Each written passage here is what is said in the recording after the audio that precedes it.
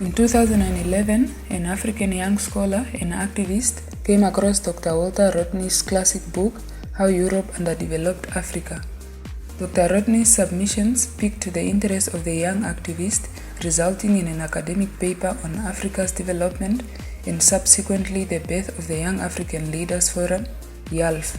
Dr. Walter Rodney has been a great influence in my own life. The first time I got to hear or even know about Dr. Walter Rodney, it was the first time I got a hold of his book, How Europe Underdeveloped Africa.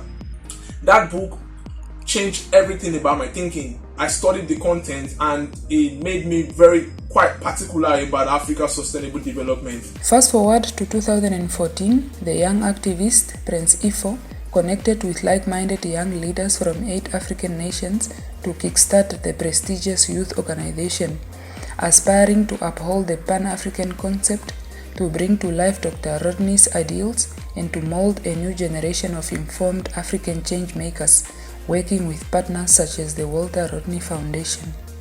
Our generation working to apply sustainable development in real life for the better future for our next generation in mainland, in Africa and diaspora. We are following our intellectual leaders like Rodney, like Dr. Mazrui, Dr. Hassan Turabi, and we are following our political leaders like Tommy Sankara, like our father Mandela, who taught us how to live in peaceful coexistence in Africa. The organization immediately started with youth capacity building programs in the form of seminars, trainings, conferences, summits, business symposiums, and development research.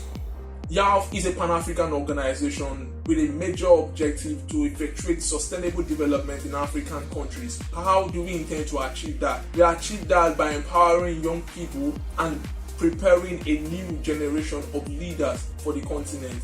The organization has directly empowered about 300,000 young people in different African communities. But the questions we are asking, are people like Walter Rodney to be mourned? And I am submitting to you that such men never mourn. Such men are to be celebrated. Such men never die. His work has been influential in African history and in development studies. In relation to Pan-Africanism, this is an ideology that advocates for fostering solidarity amongst African people to ensure political and economic progress for the Agenda 2063, the Africa we want. In 2015, the organization established the Young African Leaders Journal of Development, YALJOD, which seeks to influence policy decision-making in the African continent. The journal aims to document the aspirations of young Africans and present them to policymakers and stakeholders for implementation.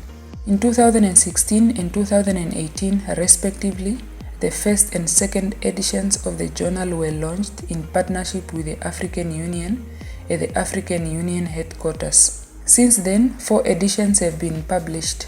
The biennial publication is hosted by Kennesaw State University in Georgia, USA, and the digital version can be accessed at digitalcommons.kennesaw.edu/yaljot.